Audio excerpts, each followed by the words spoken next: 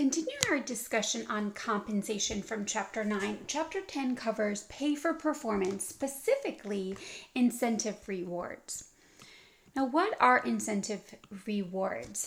Variable pay is a form of incentive plans that is utilized quite often, and a variable pay is tying pay to some measure of individual, group, or organizational performance.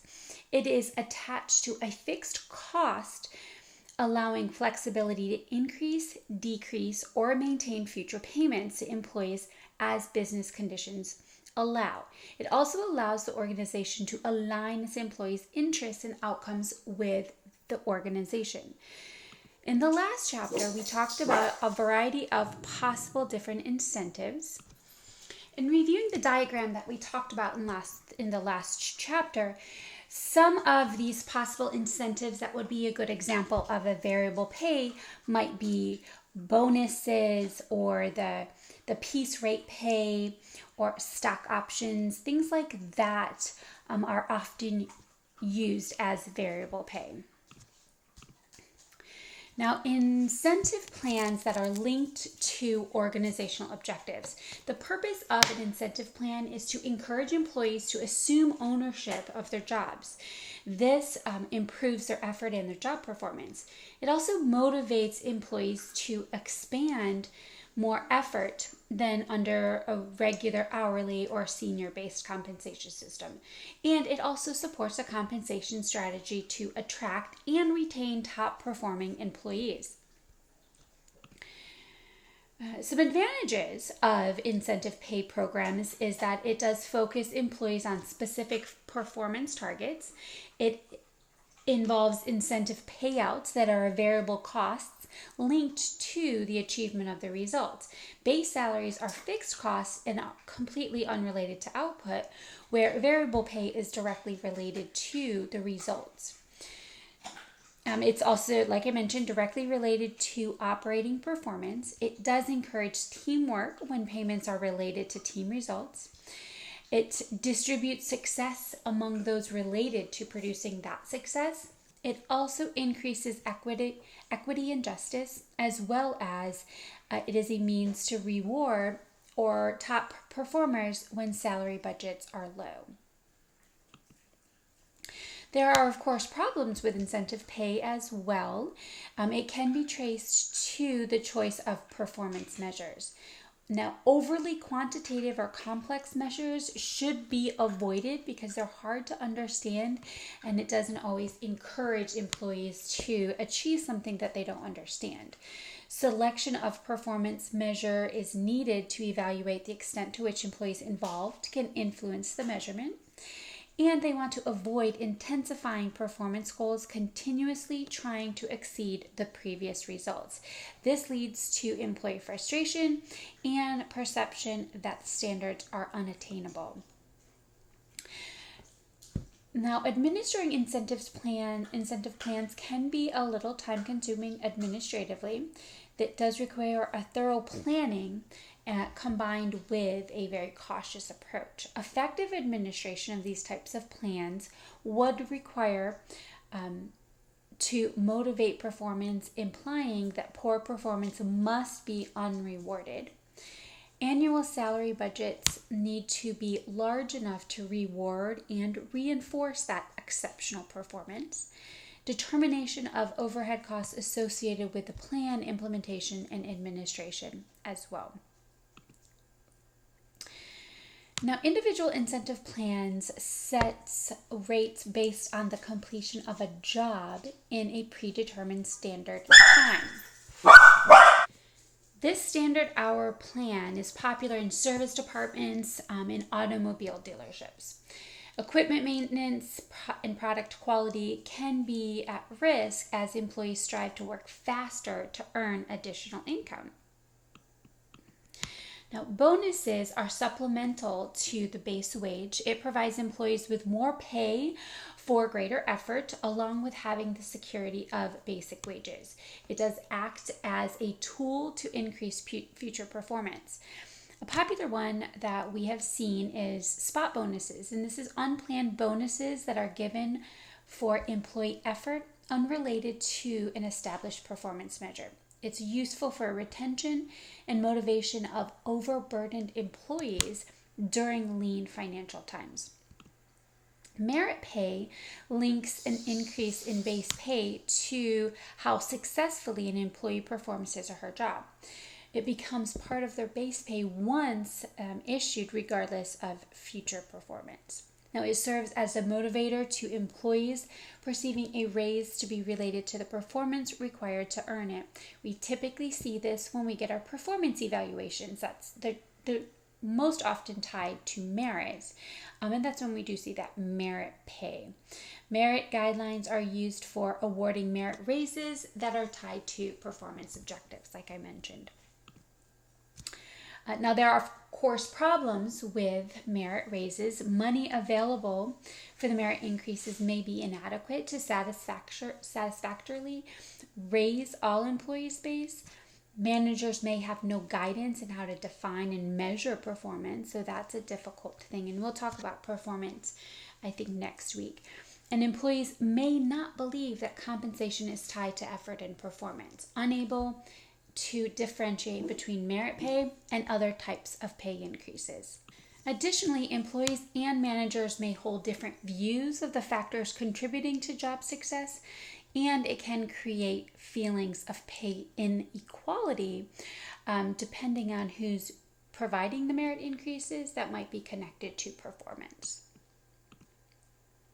Awards and recognition is another type of individual incentive plan. Awards are used to recognize productivity gains, special contributions or achievements, and service to the organization. Tangible awards presented with the right message and style can make employees feel appreciated, simultaneously underscoring a company. Now, recognition is conduit that shows employees that the company appreciates their efforts, their unique gifts, and their contributions. Recognition can be a pat on the back, or it could be a small token of appreciation, is very common. Now, sales incentives have unique needs in themselves. Performance standards for sales employees are difficult to develop because performance is affected by external factors. Sales volume may not be an accurate indicator of the effort salespeople have expended. Therefore, salespeople are entitled to a degree of stability in their income. We often see four main types of sales incentive plans.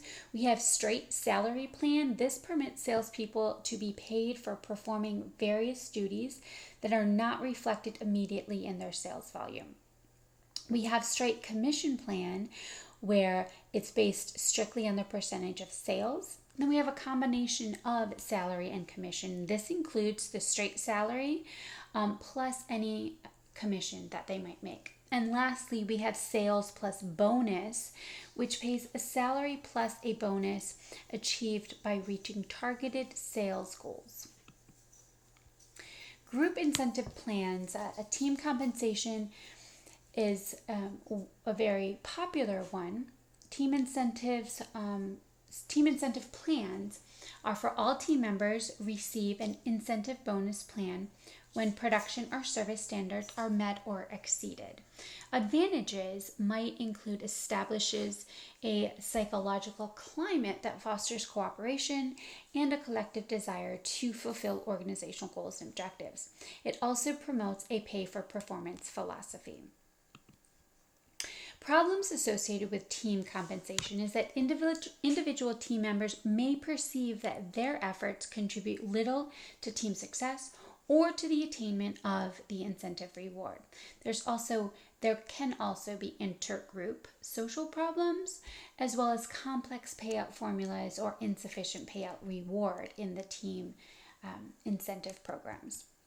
A gain sharing incentive plan is when programs under which both employees and the organization share financial gains by a predetermined formula. It reflects improved productivity and profitability. It also increases in productivity is gained when greater output is obtained with less or equal input, and equal production output is obtained with less input.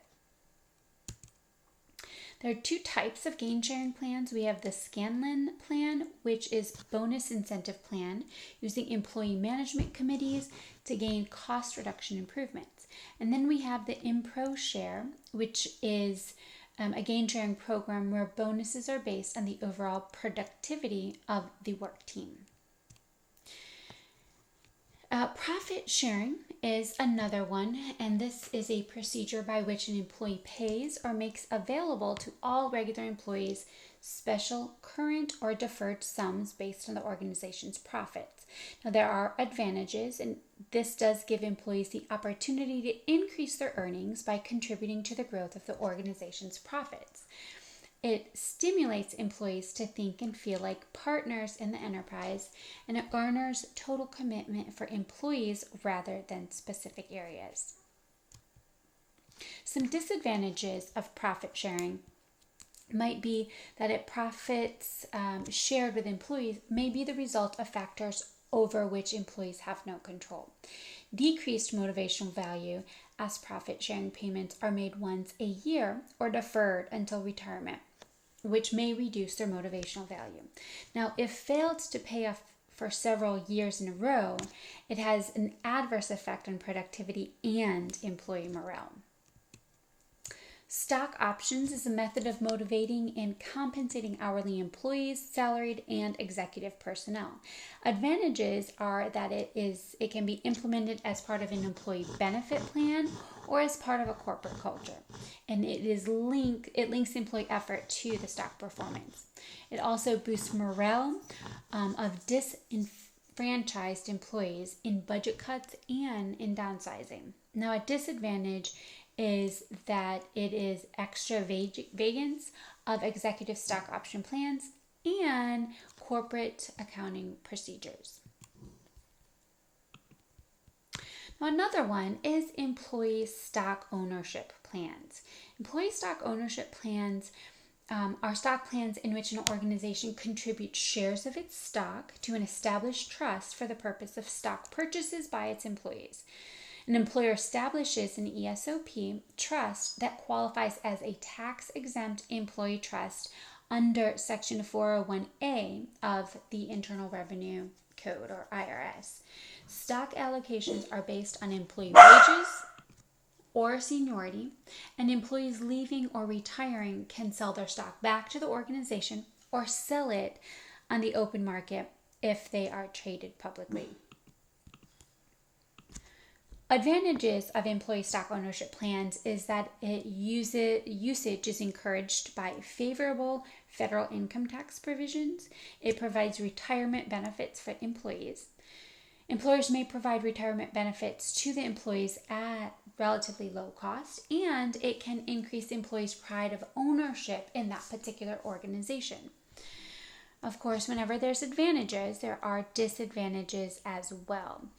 Now, disadvantages of ESOPs is that its privately held companies are incapable to pay back the stock of employees when they retire. A pensioner becomes dependent on the price of the company's stock. Future retirees are vulnerable to stock market fluctuations and management mistakes, and it's not guaranteed by federally established pension benefit guarantee corporation, or PBGC. Incentives for professional employees might include a primary incentive system that is based on an up or out model. Junior professionals are hired and given a set amount of time to make valuable contributions to become a partner. Motivation is influenced by their increased mobility across companies, and it can receive compensation beyond base pay. Executive pay packages can be a little tricky, and so a couple of components that we're going to chat about today are base salary, short-term incentives or bonuses, long-term incentives or stock plans, as well as benefits and perks. So executive base salaries represent 30 to 40% of the total annual compensation. It's a small percentage compared to their other benefits and compensation that's provided. It is the largest portion and is received, the largest portion is received in long-term incentive rewards and bonuses because they do want the executive to be there for the long haul. So they are encouraged and motivated by those long-term incentives. They're influenced by levels of competitive salaries in the job market.